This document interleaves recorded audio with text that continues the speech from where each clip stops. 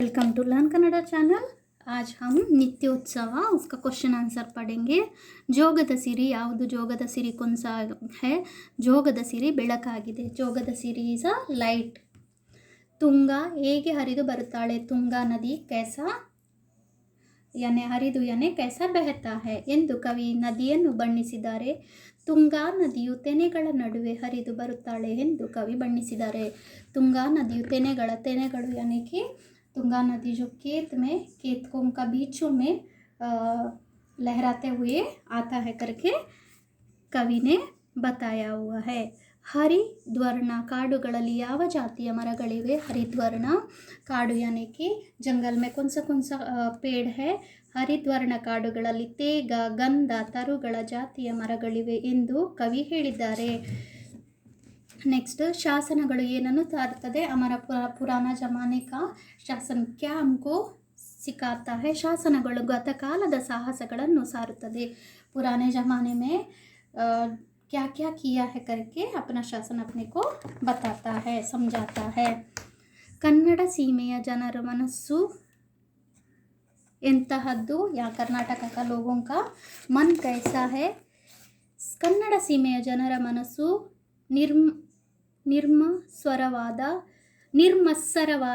ಮನಸ್ಸಿನಿಂದ ಕೂಡಿದೆ। यानी मैं ऊपर मैं नीचे करके या किसी के ऊपर यानी अच्छे लोग है करके बताया हुआ है।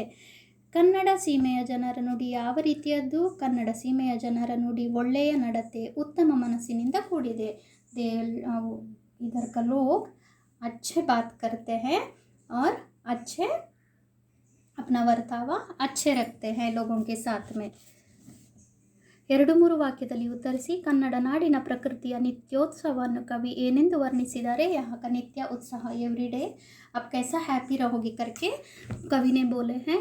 ಕನ್ನಡ ನಾಡಿನ ಪ್ರಕೃತಿ ನಿತ್ಯ ನಡೆಯೋ ಉತ್ಸವ ಮಂಗಳಕರವಾದದ್ದು यानी कि गुड साइन अच्छा यहाँ पे सब अच्छा ही होता है। ಬೆಟ್ಟ ಗುಡ್ಡಗಳಿಂದ ನದಿಗಳಿಂದ ಹರಿಯುವ ನೀರು ಹರಿದ್ವರ್ಣ यानी कि नदियाँ बहता है। और उसके बाद ಕಾಡುಗಳಿಂದ ಸುಗಂಧ ಭರಿತವಾದದ್ದು यानी कि जंगल से सैंडल का अच्छा स्मेल आता है। ಮರಗಳಿಂದ ಕಂಗೊಳಿಸುವ यानी कि पेड़ पौधों से भरा हुआ है। ನಮ್ಮ ನಾಡು ಇವೆಲ್ಲ ಕನ್ನಡಾಂಬೆಗೆ उत्सववादुदु ಎಂದು कवि ಹೇಳಿದ್ದಾರೆ। ये सारा चीज़ें अपना कर्नाटक के लिए अच्छा है करके बोले हैं। It will feel good. ನಾಡಿನ ಇತಿಹಾಸ ನಿತ್ಯೋತ್ಸವವನ್ನು ಎಲ್ಲೆಲ್ಲಿ ಕಾಣಬಹುದು? ಕನ್ನಡ ನಾಡಿನ ಇತಿಹಾಸಗಳು ತಾಳೆಗರಿ ಪತ್ರಗಳಲ್ಲಿ, ದೇಗುಲಗಳ ಭಿತ್ತಿಗಳಲ್ಲಿ, ಶಾಸನಗಳಲ್ಲಿ, ಚರಿತ್ರೆಯ ಪುಟಗಳಲ್ಲಿ ಕಾಣಬಹುದು।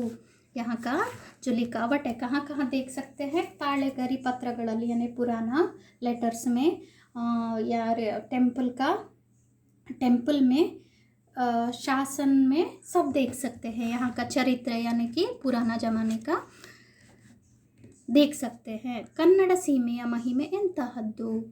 ಕನ್ನಡ ನಾಡಿನ ಸೀಮೆಯಲ್ಲಿ ಯಾವ ಮತಭೇದವಿಲ್ಲದೆ, ಸ್ವಾರ್ಥ ದ್ವೇಷವಿಲ್ಲದೆ ಎಲ್ಲರೂ ಸಮಾನರು ಎಂಬುದು ಇಲ್ಲಿನ ಜನರ ನಡೆನುಡಿಯಲ್ಲಿ ತುಂಬಿದೆ। यहाँ का लोग क्या कोई भेदभाव नहीं करते हैं, स्वार्थ नहीं निस्वार्थ से काम करते हैं करके कवि बोलते हैं। 7-8 ವಾಕ್ಯದಲ್ಲಿ ಉತ್ತರಿಸಿ। ನಿತ್ಯೋತ್ಸವ ಎಂದರೇನು? ನಿತ್ಯೋತ್ಸವ यानी क्या है? ಕವಿ ಕನ್ನಡ ನಾಡಿನ ನಿತ್ಯೋತ್ಸವವನ್ನು ಯಾವ ರೀತಿ ವರ್ಣಿಸಿದ್ದಾರೆ? ये सारा क्वेश्चन आंसर ऑलरेडी हो गया है। I just read the answers. नित्य ನಡೆಯುವ मंगल कार्य के नित्योत्सव ಎನ್ನುವರು। एवरीडे जो अच्छा काम होता है उसको बोले जाता है नित्योत्सव। ಇಲ್ಲಿನ ಪ್ರಾಕೃತಿಕ ಸೌಂದರ್ಯವನ್ನು ಹರಿಯುವ ನದಿ ಜಲಪಾತಗಳಲ್ಲಿ ಹರಿಯುವ ನೀರನ್ನು ಬಳುಕುವ ತೆಗೆ ಹೋಲಿಸಿದ್ದಾರೆ। ನಾಡಿನ ಇತಿಹಾಸಗಳಲ್ಲಿ ದೇಗುಲಗಳ ಭಿತ್ತಿಗಳಲ್ಲಿ, ಹೋಲೆಗರಿ ಪತ್ರಗಳಲ್ಲಿ, ಶಾಸನಗಳಲ್ಲಿ ನಾಡಿನ ಹಿರಿಮೆಯನ್ನು ನಮ್ಮ ಶಿಲ್ಪಿಗಳು ಚಿತ್ರಿಸಿದ್ದಾರೆ। ಈ ನಾಡಿನ ಜನರ ನಡೆ ನುಡಿ ಮತ್ತು ನಿಸ್ವಾರ್ಥ ಮನೋಭಾವ, ದೇಶ ದ್ವೇಷ ಅಸೂಯೆ ಇಲ್ಲದಿರುವುದು ನಮ್ಮ ನಾಡಿನ ಜನರ ನಡೆ ನುಡಿಗಳು ದೇಶಕ್ಕೆ ಆದರ್ಶವಾಗಿದೆ। ನಡೆ ನುಡಿಗಳು ದೇಶಕ್ಕೆ ಆದರ್ಶವಾಗಿದೆ। उसके बाद ಸ್ವಂತ ವಾಕ್ಯದಲ್ಲಿ ಉತ್ತರಿಸಿ. How to make your own sentence. ನಿತ್ಯೋತ್ಸವ. ವಾಟ್ ಈಸ್ ಅ ನಿತ್ಯೋತ್ಸವ? ದೇವಾಲಯಗಳಲ್ಲಿ ಪ್ರತಿದಿನ ನಿತ್ಯೋತ್ಸವ ನಡೆಯುತ್ತದೆ. Otherwise you can write the answer. What is the ನಿತ್ಯೋತ್ಸವ? ಉತ್ತುಂಗ. ಉತ್ತುಂಗ ಯಾನೆ ಉಪ್ಪರ್. ಹಿಮಾಲಯ ಪರ್ವತ ಶಿಖರವು ಉತ್ತುಂಗದಲ್ಲಿದೆ. ಹಿಮಾಲಯ ಪರ್ವತ ಉಪ್ಪರ್ ಮೇ ಹೈ. ಹಿರಿಮೆ. ನಮ್ಮ ನಾಡು ನಮ್ಮ ಹಿರಿಮೆಯ ನಾಡಾಗಿದೆ. ಹಿರಿಮೆ ಯಾನೆ ಪ್ರೌಡ್ ಫೀಲಿಂಗ್. ಹಮಾರ ನಾಡು ಯಾನೆ ಕಿ ಸ್ಟೇಟ್ ಹಮ್ಕೋ ಪ್ರೌಡ್ ಫೀಲ್ ಕರ್ತಾ ಹೈ. ಇತಿಹಾಸ. ದೇವಾಲಯಗಳಲ್ಲಿ ಇತಿಹಾಸವನ್ನು ಕೆತ್ತಿರುತ್ತಾರೆ. ಇತಿಹಾಸ ಯಾನೆ ಪುರಾಣ ಜಮಾನೆ ಕಾ ಕ್ಯಾ ಸ್ಟ್ರಕ್ಚರ್. ಬಿಡಿಸಿ ಬರೆ. Split and right. ನಿತ್ಯೋತ್ಸವ. ನಿತ್ಯ ಪ್ಲಸ್ ಉತ್ಸವ. ಮನದುದರ. ಮನದ ಪ್ಲಸ್ ಉದರ. ಲೋಹದದಿರ. ಲೋಹದ ಪ್ಲಸ್ ಅದಿರು. लोकामृत. लोका प्लस अमृत. सिंहासन. सिंह प्लस आसना. जिन्होंने भी अभी तक मेरा चैनल सब्सक्राइब नहीं किया है, please subscribe my channel. Thank you.